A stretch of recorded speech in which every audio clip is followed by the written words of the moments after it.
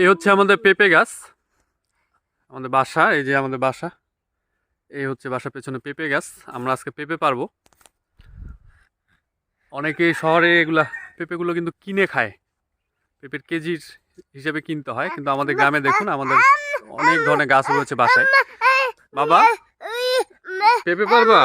কি হয়েছে? এই যে আমার আমার ছেলে আপতাহি পেঁপে পারবে। ও পারছি, নাও নাও মায়ের কাছে যাও।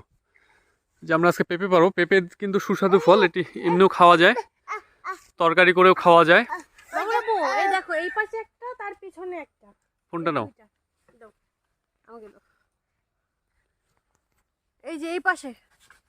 কোথায়? তুমি যেটা হাত দিছো ওই পাশে। হ্যাঁ এটা? এটা, হ্যাঁ এটা পারো। আর তার পিছনে একটা আছে।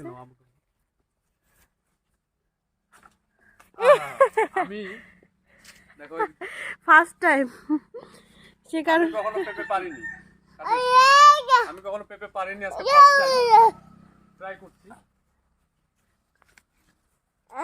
এটা? হ্যাঁ ওটা, এই তো একটা? তার পেছনে একটা।